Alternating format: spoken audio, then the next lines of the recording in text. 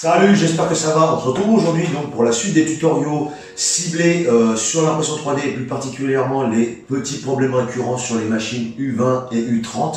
Là, c'est un peu plus ciblé sur la U20. On va donc parler de l'écran. Alors avant toute chose, je te propose de t'abonner juste en dessous, d'appuyer sur la cloche pour être au courant des dernières vidéos que je mets en ligne. Et ensuite, si la vidéo t'a plu, à la fin, bien évidemment, de mettre un pouce en l'air. Et si tu peux pas me blairer, un pouce en bas. Alors, on va commencer. Donc, hop là. Souvent, il y a ce problème qui revient sur la U20, c'est l'écran qui devient tout blanc, soit au démarrage, soit au bout d'un certain temps. Donc, il y a ça, il y a trois problèmes et donc trois solutions. Voilà. On va commencer tout de suite par la première chose. Alors, pour solutionner ces problèmes, peu importe que ce soit le 1, le 2 ou le 3, il va falloir mettre les mains un peu dans le cambouis.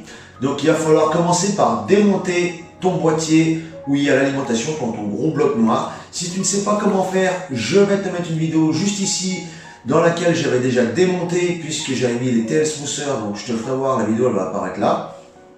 Voilà. Donc une fois que ça c'est fait, tu vas prendre le couvercle en fait de ton boîtier, tu vas le retourner délicatement parce qu'il y a une prise.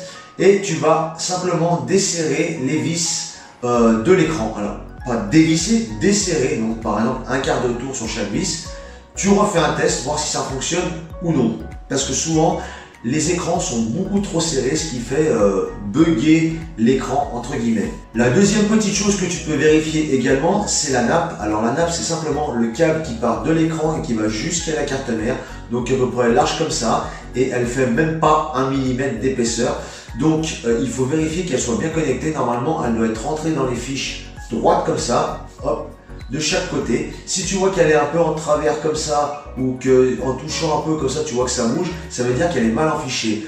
Donc, pour ce faire, il va falloir soulever les petites quéquettes noires sur les fiches. Donc, tu as des petits, des petites quéquettes, on va dire ça comme ça, des petites quéquettes noires.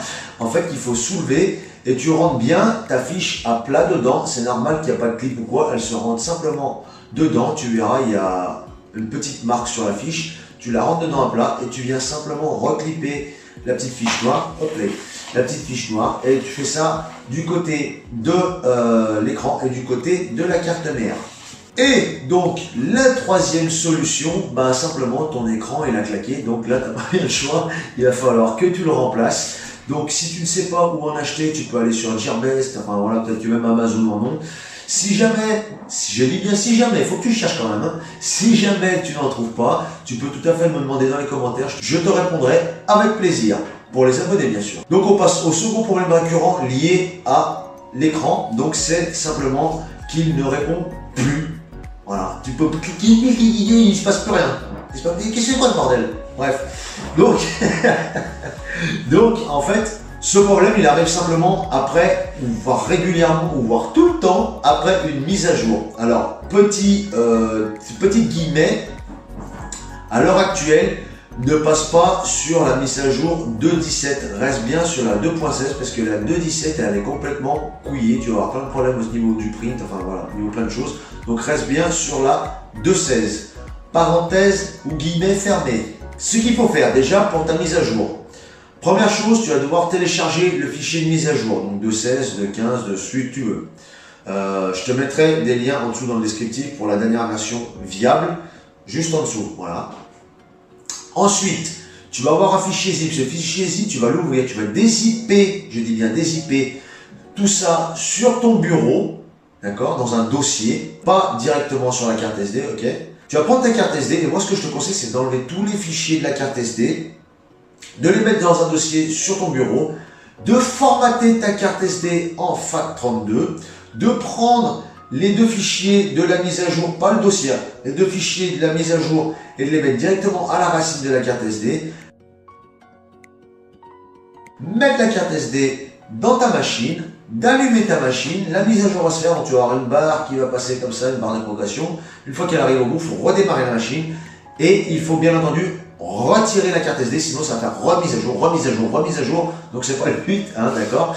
Voilà, donc tu retires la carte SD et bien entendu ensuite après tu supprimes les fichiers de ta carte SD, tu remets les anciens fichiers que tu avais ou des nouveaux, enfin tu fais comme tu veux, voilà. Donc ça, une fois que ça c'est fait, tu vas arriver donc sur ton écran d'imprimante et il se peut que cet écran d'imprimante justement il ne réponde plus. Il y a deux problématiques là-dessus.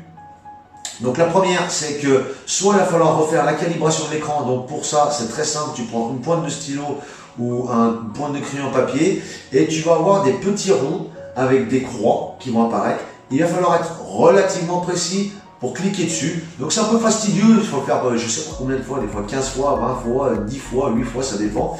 Et donc bien cliquer à chaque fois comme ça va permettre de recalibrer ton écran et ton écran va refonctionner une fois que ceci sera fait. Voilà. Si ça ne fonctionne toujours pas, ça veut dire que ta mise à jour a simplement foiré. Donc deux choses d'une.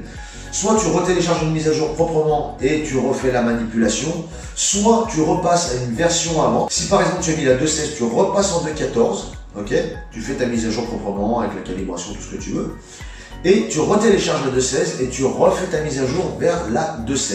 Voilà. Bon, je pense qu'au niveau de l'écran, on a fait le tour parce que c'est pas très long, pas très complexe. J'espère que j'ai été clair. J'essaie de faire au plus simple pour que tout le monde comprenne parce que voilà, c'est pas toujours facile quand t'es pas du monde de l'informatique ou quoi de comprendre un peu tous les machins. J'espère que je suis clair, voilà. Allez, moi je te dis à bientôt pour une prochaine vidéo. Ciao.